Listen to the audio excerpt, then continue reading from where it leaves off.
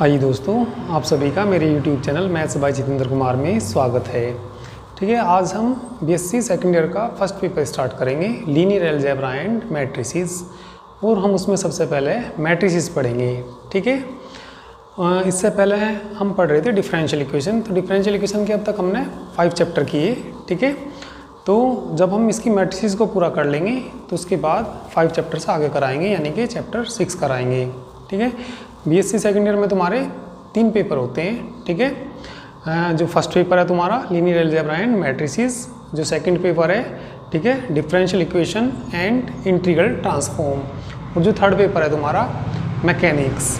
ठीक है, तो आज हम फर्स्ट पेपर स्टार्ट करेंगे। तो चलिए फर्स्ट चैप्टर स्टार्ट करते हैं। ठीक है, मैट्रिसेस स्टार्ट करते हैं। ठीक है, चलिए तो समझ लीजिए मैट्रिसेस होता क्या है ये। ठीक है, चलिए तो चैप्टर फर्स्ट स्टार्ट करते हैं। ठीक है, तो चैप्टर फर्स्ट हमारा है मैट्रिसेस। ठीक है, तो सबसे पहले हम मैट्रिक्स की डेफिनेशन पढ़ेंगे।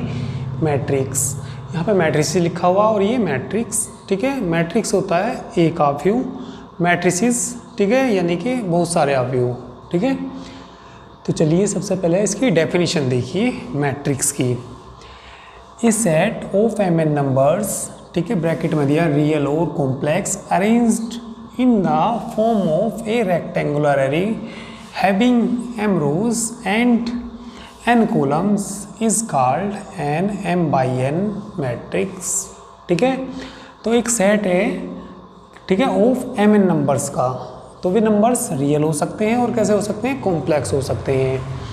अरेंज यानी कि व्यवस्थित किया गया, in the form of A rectangular array, rectangular आयताकार, ठीक है आयताकार रूप में वस्तुओं का संग्रह। ठीक है, हैविंग एम रोज, जो रखता है कितनी, एम रोज, रोज यानी कि पंक्ति, एंड एन कॉलम्स, एन स्तंभ रखते हैं, तो is called N M by N matrix. ठीक है, जैसे कि एग्जांपल दिया भाई, इसको हम फर्स्ट रो कहेंगे, second row dot dot m, तो कितनी रो है इसके अंदर, m row, column 1 2 dot dot n, n column है। तो ये जो एक मैट्रिक्स हमने व्यवस्थित कर दिया, किसमें, आयताकार रूप में रख दिया।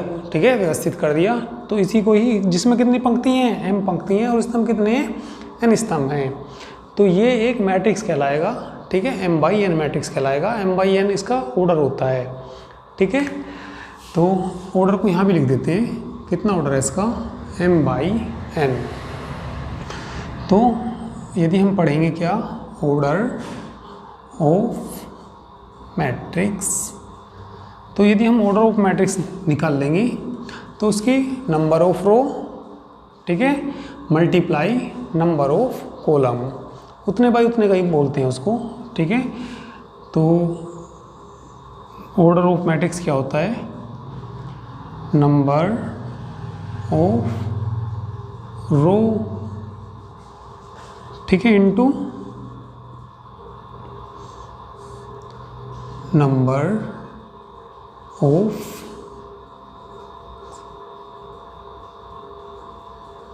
कॉलम्स, नंबर ऑफ रोज। ठीक है, मल्टीप्लाई नहीं करते। ठीक है भाई, मान लिया किसी में 3 रो हैं और 2 कॉलम्स हैं, तो उसको 3/2 पढ़ेंगे हम। ठीक है, तो ऑर्डर जो आएगा, चलिए मैट्रिक्स में कोई या एग्जांपल देखिए ऑर्डर के लिए।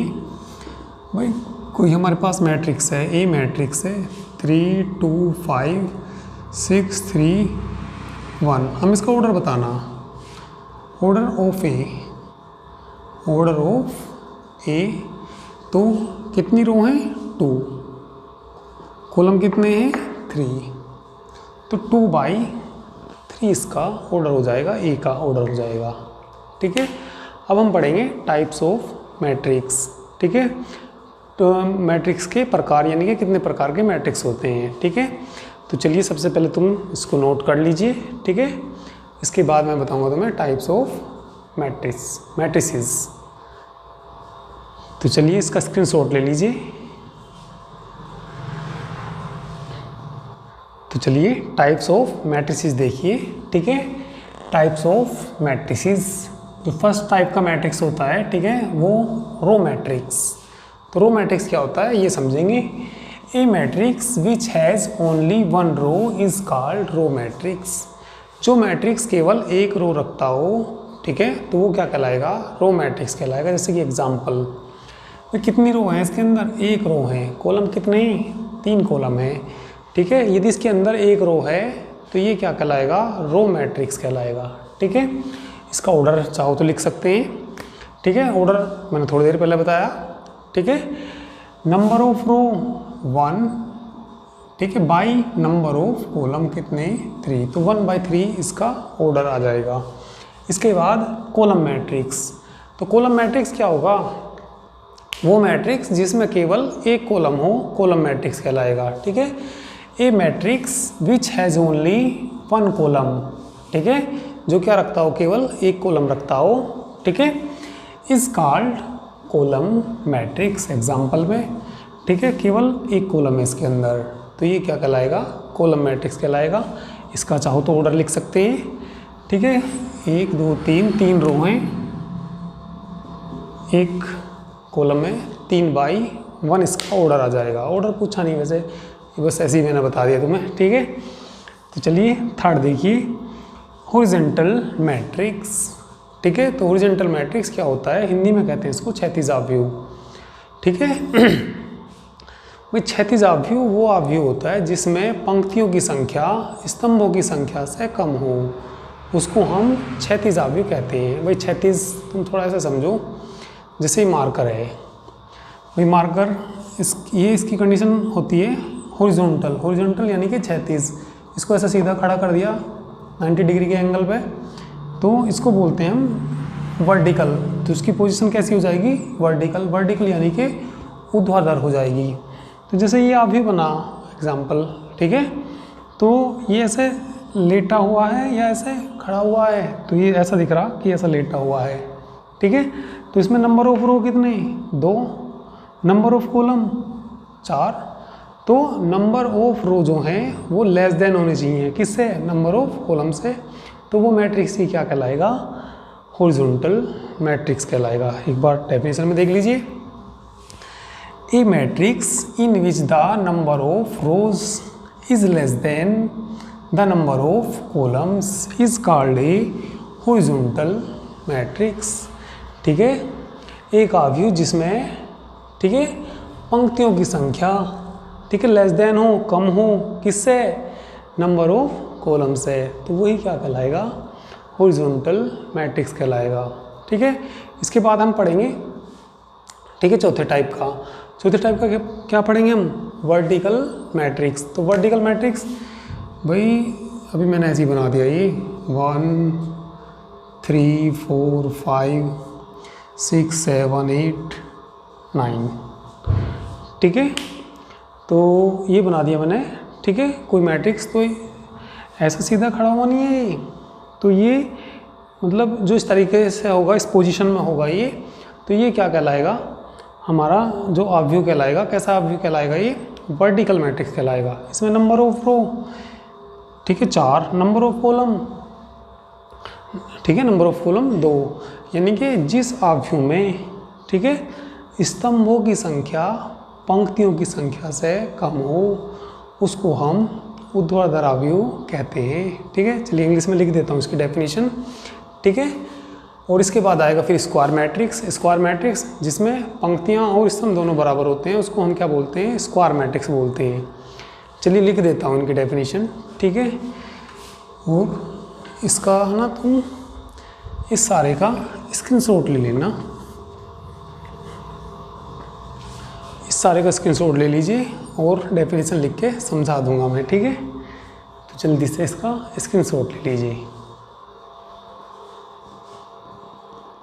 तो चलिए आगे समझिए वर्टिकल मैट्रिक्स, ठीक है। Vertical matrix, a matrix in which the number of columns is less than the number of rows is called vertical matrix, ठीक है। समझ में आ गया होगा, ठीक है। यानी कि एक ऐसा आव्यूह जिसमें, ठीक है, कॉलम की संख्या पंक्तियों की संख्या से कम हो। तो कितने कॉलम है इसमें, 2, रो कितने, 3, ठीक है। तो ये कैसा मैट्रिक्स हो जाएगा, वर्टिकल मैट्रिक्स हो जाएगा ये। ठीक है, चलिए नेक्स्ट समझिए square matrix. A matrix in which the number of rows is equal to, ठीक है, number of columns is called square matrix. यानी कि एक ऐसा व्यू जिसमें पंक्तियों की संख्या स्तंभों की संख्या के बराबर हो, उसको हम क्या कहते हैं, वर्ग आव्यूह कहते हैं, यानी कि स्क्वायर मैट्रिक्स कहते हैं। ये हमने इसका एग्जांपल ले लिया। ठीक है, 3 रो हैं और 3 ही इसमें कॉलम है। ठीक है, तो कैसा मैट्रिक्स हो जाएगा ये, ठीक है, स्क्वायर मैट्रिक्स हो जाएगा। इसके बाद यूनिट मैट्रिक्स, या इसको हम कह देते हैं आइडेंटिटी मैट्रिक्स भी कह देते हैं। ए स्क्वायर मैट्रिक्स, ठीक है, ए स्क्वायर मैट्रिक्स, मैट्रिक्स नहीं लिखा है यहाँ पे,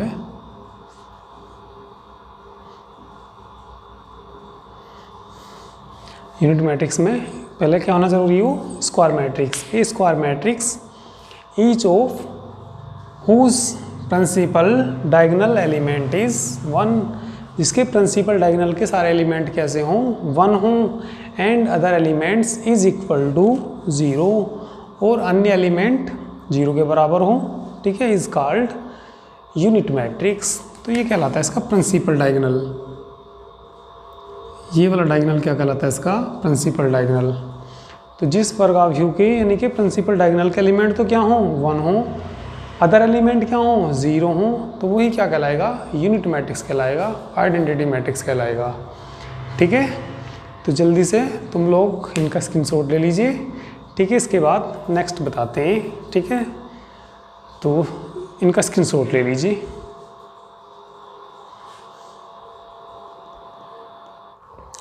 तो चलिए कुछ और डेफिनेशन समझ लेते हैं। ठीक है, इसके बाद डायगोनल मैट्रिक्स। तो डायगोनल मैट्रिक्स क्या होता है, a square matrix whose elements above and below the principal diagonal are all 0 is called a diagonal matrix. कोई भी स्क्वायर मैट्रिक्स है जिसके प्रिंसिपल डायगोनल, ये प्रिंसिपल डायगोनल है, उसके अबव यानी कि ऊपर और नीचे के सभी एलिमेंट कैसे हों, 0 हों, तो ये कोई स्क्वायर मैट्रिक्स है। इसके प्रिंसिपल डायगोनल के ऊपर के और नीचे के सारे एलिमेंट क्या हों, 0 हों, उसे हम क्या कहते हैं, डायगोनल मैट्रिक्स कहते हैं। इसको ऐसे भी लिख देते हैं। ठीक है, डायगोनल, ठीक है, शॉर्टकट में ऐसे लिख देते हैं, डायगोनल बोलते हैं इसको, डायगोनल 2, 5, 6, ये और ये सेम है, इसको इस तरीके से लिख सकते हैं। ठीक है, इसके बाद देखिए, ठीक है, स्केलर मैट्रिक्स। स्केलर मैट्रिक्स क्या होता है, a diagonal matrix whose diagonal elements are all equal is called a scalar matrix. कोई भी डायगोनल मैट्रिक्स है, ठीक है, हुज डायगोनल एलिमेंट्स, जिसके डायगोनल के एलिमेंट इक्वल हों। भाई डायगोनल के एलिमेंट देखना सारे इक्वल नहीं है, के डायगोनल है या नहीं है, ये है, क्यों है, क्योंकि इसके प्रिंसिपल डायगोनल के नीचे के और ऊपर के सब एलिमेंट क्या हैं, 0 हैं। ठीक है, तो ये क्या कहलाता है, स्केलर मैट्रिक्स कहलाता है। इसके बाद अपर ट्रायंगुलर मैट्रिक्स। ठीक है, a square matrix capital A equal to a i j is called an upper triangular matrix if aij equal to 0 whenever I greater than j। तो aij किसके बराबर हो, 0 के बराबर हो, जब i बड़ा हो किससे, j से। जैसे यहाँ इस एलिमेंट को बोलते हैं a11, ठीक है, तो इसमें तो बराबर हैं i और j, इसको क्या बोलते हैं, a12। भाई इस एलिमेंट को हम क्या बोलते हैं, इस एलिमेंट को बोलते हैं a12। तो यहाँ से i का मान कितना, 1, j का मान कितना, 2, i बड़ा j बड़ा, ठीक है, तो j बड़ा इसमें, और 0 कब होना चाहिए, जब i बड़ा हो। ये किसकी वैल्यू, a13 की वैल्यू, ये किसकी वैल्यू, ये a13, i बड़ा j बड़ा इसमें भी, ठीक है। ये a21 की वैल्यू, भाई ये जो है किसकी वैल्यू है, a21, ये i है, और ये कौन है, j, तो i बड़ा j बड़ा, i बड़ा है j से, तो जब i बड़ा हो किससे, j से, तो किसके इक्वल होना चाहिए, 0 के इक्वल होना चाहिए। तो यहाँ क्या आ गया, 0, ठीक है, a22 तो इक्वल है A2 3, ठीक है। तो इसमें कौन बड़ा, A2 3, इसमें J बड़ा, A3 1 भाई किसकी वैल्यू ये A दिख जाएगा, ठीक है। A3 1 I बड़ा है तो क्या आना चाहिए, 0 आना चाहिए। इसमें भी I बड़ा तो 0 आना चाहिए। तो जब I बड़ा हो और उसकी वैल्यू क्या हो, 0 हो, और मैट्रिक्स कैसा होना चाहिए, स्क्वायर होना चाहिए। तो ऐसा मैट्रिक्स की क्या कहलाएगा, अपर ट्रायंगुलर मैट्रिक्स। ऐसा कह दीजिए वही कोई स्क्वायर मैट्रिक्स है, ये इसका प्रिंसिपल डायगोनल, तो प्रिंसिपल डायगोनल के नीचे के सारे एलिमेंट क्या हों, 0 हों, तो क्या कहलाएगा, अपर ट्रायंगुलर मैट्रिक्स।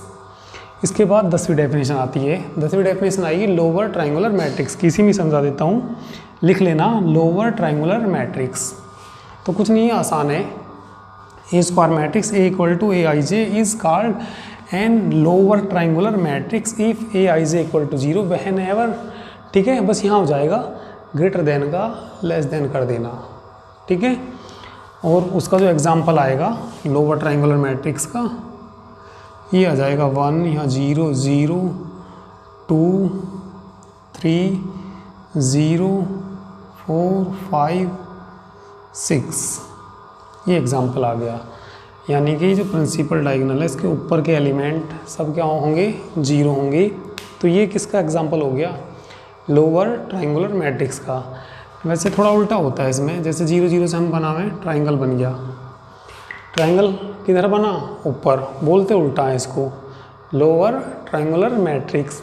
इसमें देखना 0 0 से ट्रायंगल किधर बन गया, प्रिंसिपल डायगोनल के नीचे, बोल लेंगे उल्टा, ठीक है। नीचे ट्रायंगल बना 0 0 से, ठीक है। हम इसको बोलते हैं क्या, अपर ट्रायंगुलर मैट्रिक्स, ठीक है।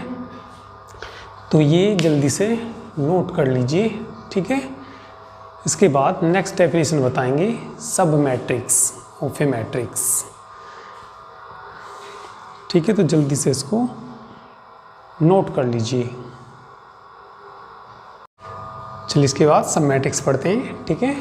Sub matrix of a matrix, any matrix obtain by omitting some rows and columns from the given matrix A is called sub matrix of A, ठीक है।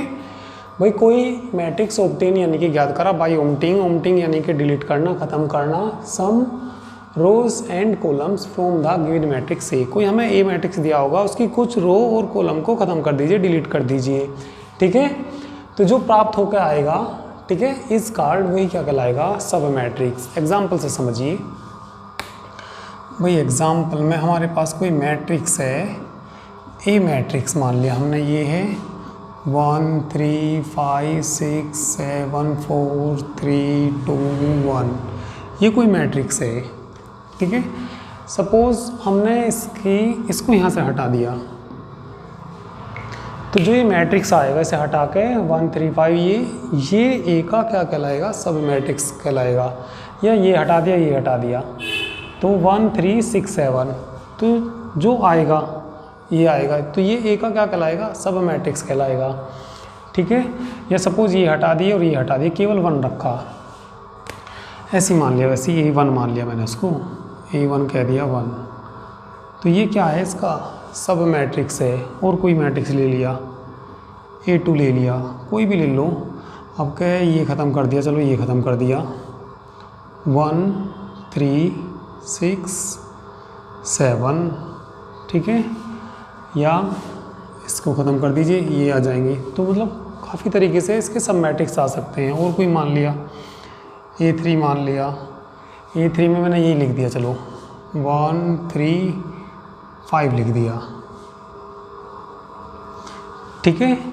तो अब क्या करा हमने, 2 कॉलम को ख़त्म कर दिया, ओमिटिंग डिलीट कर दिया यानी कि, ठीक है। तो जो भी ये मैट्रिक्स आए ये क्या कहलाएंगे, सब मैट्रिक्स कहलाएंगे, ठीक है। तो कौन कौन, भाई A1 A2 A3 और क्या है, ये सब मैट्रिक्स है। ये ऑफ किसके हैं, ये के सब मैट्रिक्स हैं ये, ठीक है। तो ये इसकी डेफिनेशन हो गई, ठीक है। तो चलिए आज के लिए इतना काफ़ी।